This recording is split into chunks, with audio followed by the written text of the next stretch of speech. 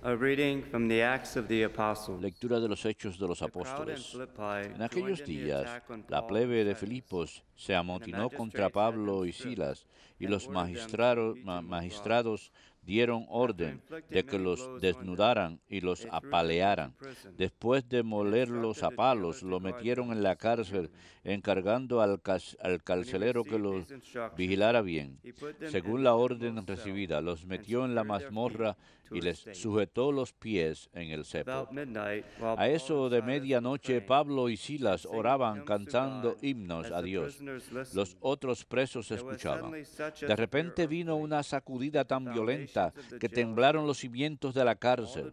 Las puertas se abrieron de golpe y a todos se les soltaron las cadenas. El carcelero se despertó y al ver las puertas de la cárcel de par en par, sacó la espada para suicidarse, imaginando que los presos se habían fugado.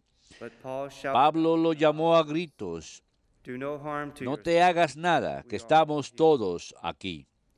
El carcelero pidió una lámpara, saltó dentro y se echó temblando a los pies de Pablo y Silas.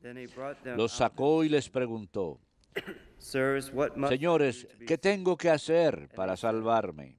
Le contestaron: «Cree en el Señor Jesús y te salvarás tú y tu familia». Y le explicaron la palabra del Señor a él y a todos los de su casa.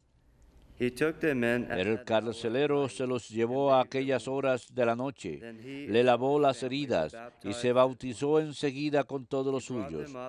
Los subió a su casa, les preparó la cena y celebraron una fiesta de familia por haber creído en Dios.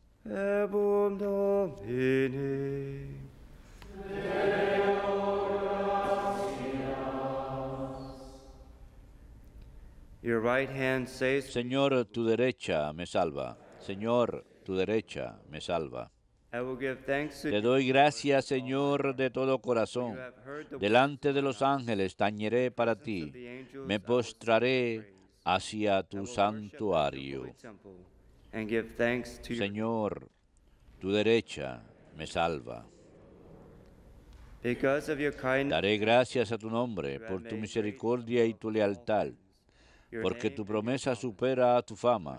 Cuando te invoqué, me escuchaste. Acreciste el valor en mi alma. Señor, tu derecha me salva. El Señor completará sus favores conmigo. Señor, tu misericordia es eterna. No abandones la obra de tus manos. Señor, tu derecha me salva.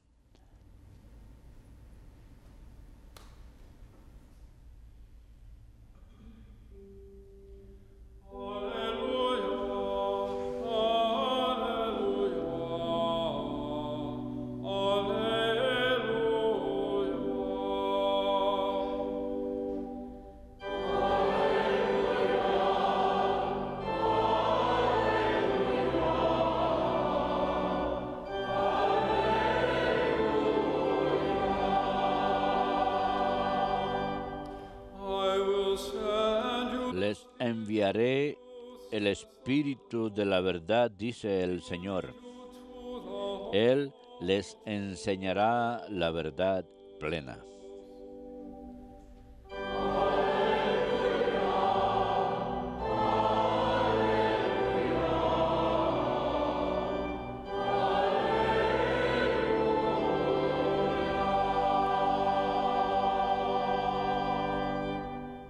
Dominus vobiscum. Lectio Sancti Evangelii secundum Ioannem.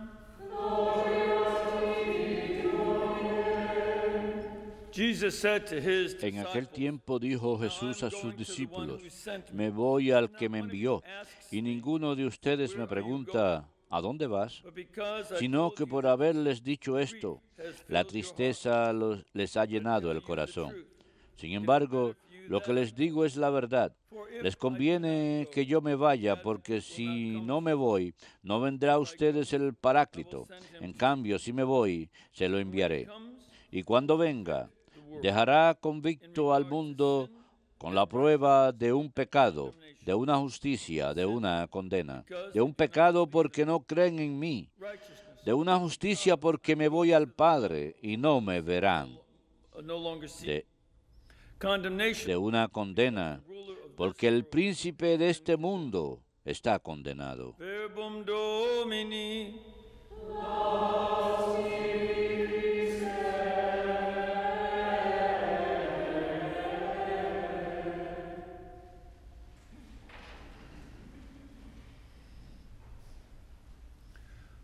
Our Lord's words to his disciples here in chapter 16 are Las palabras de nuestro Señor en el capítulo 16 son muy interesantes, particularmente porque esta es la tercera vez durante la última cena que nuestro Señor ha dicho, me voy. but Sin embargo, las otras veces los apóstoles sí le preguntaron, ¿a dónde vas? and here he said, Y él aquí que él dice, nadie me ha preguntado a dónde voy. this is odd. Por lo tanto, esto es algo extraño. Sin embargo, vamos a fijarnos en particular en el capítulo 14, la primera vez, Second time that he mejor dicho, la segunda vez que dijo que se iba a ir. first time was La primera vez fue cuando Pedro le preguntó refiriéndose a su muerte. Sin embargo, en el capítulo 14, nuestro Señor se refiere departure to heaven. a su partida hacia el cielo y se concentra entonces en cómo iba a preparar un lugar para los discípulos, porque hay muchas mansiones en la casa de mi Padre, dijo. Así que And they still don't understand. prepararé el camino para ustedes, y así todos no entendían a dónde iba. Su propio corazón no quería entender verdaderamente a dónde iba él. It's not, especially from Y no es particularmente desde este pasaje del libro de Amós, where you sino que dice, ninguno de ustedes me pregunta a dónde voy. No siempre se distingue entre el arameo y el hebreo, entre no preguntan más y no preguntan. here Aquí going to be dealing with él va a estar lidiando con otro aspecto de su partida, cuando se concentra en el ir al cielo, prepare for the, como para prepararse y preparar para ellos un lugar. Ahora se va a concentrar él en lo que eso significa para ellos aquí en la tierra. so it's not the focus on heaven. Así que no es la concentración en el cielo, sino en lo que va a suceder con ellos en la tierra tras su partida. Y primeramente él también comprende que el dolor les llena el corazón, por eso no quieren preguntar.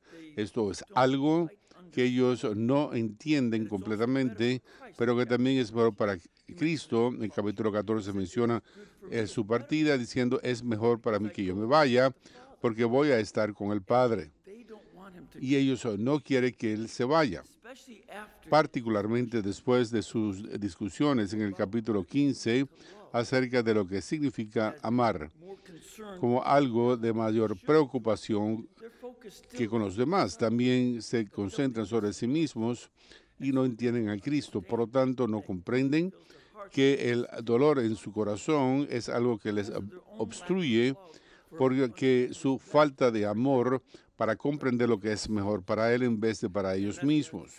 Y esto es aquí que es cierto, es mejor para ustedes que yo me vaya. Él tiene que llevar esto al nivel de ellos. El motivo es que el Paráclito, el Remember this word paraclete. Espíritu Santo, recuerden esta palabra Paráclito, es un término griego que significa abogado, pero es un abogado de defensa, no un fiscal. Esta es otra palabra. El fiscal es el diabolos, es decir, el diablo. Así que, por si acaso, en caso de que esto sea un poco confuso, So is the devil. así que es el diablo, el fiscal. Y siempre recuerdo al diácono Bill esto. But the paraclete is your Pero el Paráclito es el abogado de la defensa, él va a ser nuestra defensa, y el Señor ya había introducido el enviar el Paráclito utilizando el mismo término en el capítulo 14. and there Y allí también se le conoce como el Espíritu de la verdad. there he said, I'm going to send you. Ahí dice, les voy a enviar a otro Paráclito, Our Lord is also. porque nuestro Señor también es un Paráclito. He's called that in Él les ha llamado en el capítulo where Christ is 1 and the Holy de Spirit. Juan, donde él Señor es el Paráclito y también el Espíritu Santo, es decir, nuestro abogado de defensa.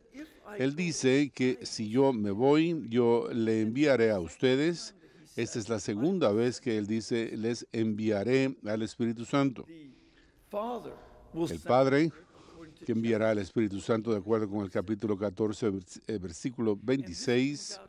Esto presenta el cómo ambos, el Padre y el Hijo, están en completa cooperación. Se puede decir que ambos han enviado al Paráclito. Por lo tanto, tenemos en el griego que el Espíritu procede del Padre y del Hijo y que fue una adición hecha al credo porque ciertos herejes arrianos querían pasarse como si fueran católicos. Los arrianos denegaban que Jesús era completamente Dios, y la forma de ponerlo a prueba es si eran verdaderos católicos o no, y si creían verdaderamente que Dios es, que Cristo es el Hijo de Dios. Es particularmente en España, donde los bárbaros invasores eran herejes arrianos. Así que la forma en que los católicos trataban de cerciorarse de que sus sacerdotes no se apoderaran de la Iglesia Católica es que decían que el Espíritu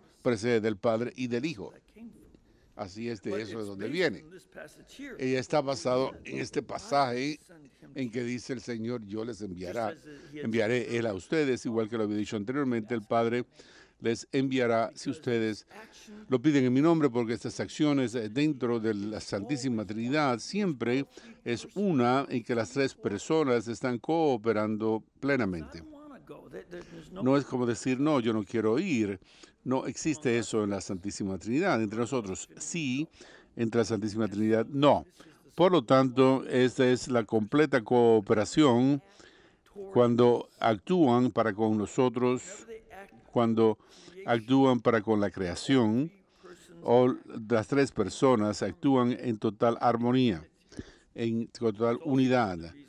También es uno de los motivos por qué en la teología es herético, es una herejía, el tratar de decir, bueno, oraremos en el nombre del Creador, el Redentor y el Fuego Santo. Cuando llega a nosotros, las tres personas crean. Dios Padre es aquel que habla, Jesús es la palabra mediante la cual llegó a hacer la creación, y el Espíritu Santo de Dios es el que está por encima del caos. Las tres personas cooperaron en la creación, de manera que las tres personas creen y crean.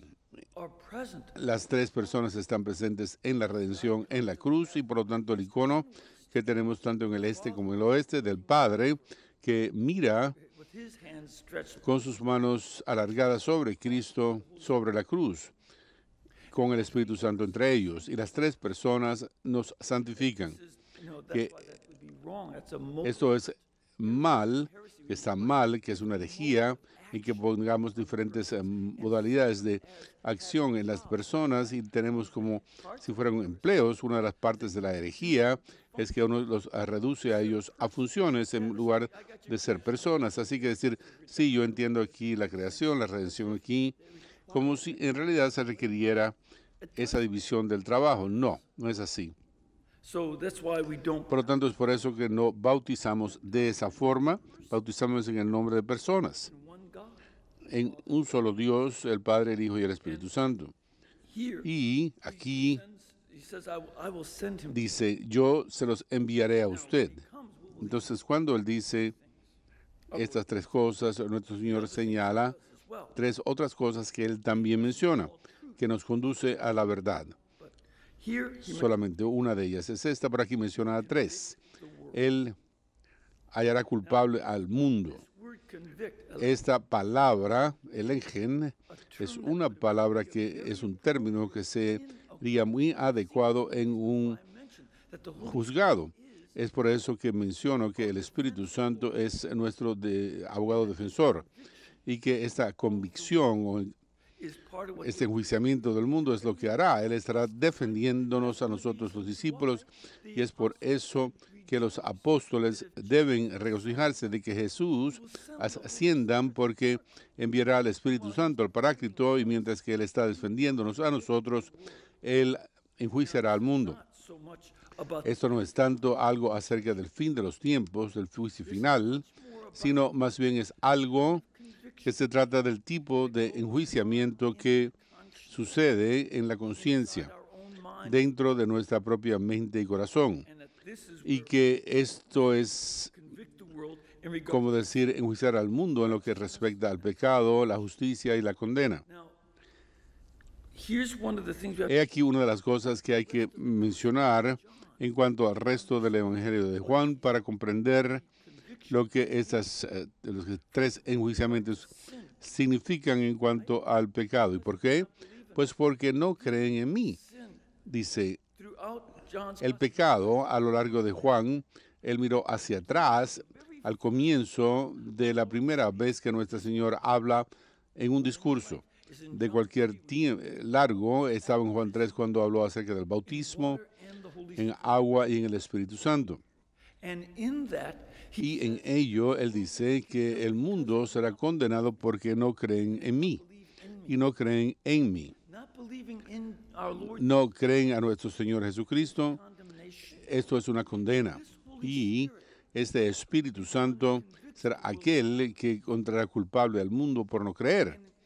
Y no es una falta de creencia a consecuencia de una ignorancia total. No, más bien es una falta de creencia que fluye de una hostilidad en cuanto al Señor, lo que dijo en el capítulo 3, y es a causa de que prefieren la oscuridad en lugar de la luz. Y el llegar a Cristo para ello, que es la luz del mundo, significará que Él iluminará nuestras acciones, Él nos mostrará a nosotros donde pequemos. Él no sencillamente dirá, bueno, no importa, no, Él nos mostrará dónde pequemos para que con la fe en Él podamos ser redimidos y salvados. Sin embargo, ese asunto de creer se repite a sí mismo a lo largo del Evangelio y particularmente en la Eucaristía, en otros lugares también. Si uno no cree, esa es la obra de Dios, el creer en Cristo, y ese es el pecado que el Espíritu Santo, el Paráclito, encontrará culpable al mundo por la hostilidad y el rechazo de Cristo. Si uno tiene sentido de esto, nuevamente sabemos nosotros de los ateos, que sencillamente están haciendo sus cosas. No, están siendo ellos mismos, ni los vemos tan hostiles. Sin embargo, esto está cambiando. En diferentes épocas hemos visto que hay una hostilidad desagradable de los ateos que no creen en Cristo. Es que sencillamente permiten que la iglesia exista, o como si vimos cuando a los ateos se apoderaron de Rusia, cómo destruyeron vidas, iglesias, destruyeron iconos en los hogares, querían que la gente dejara de orar.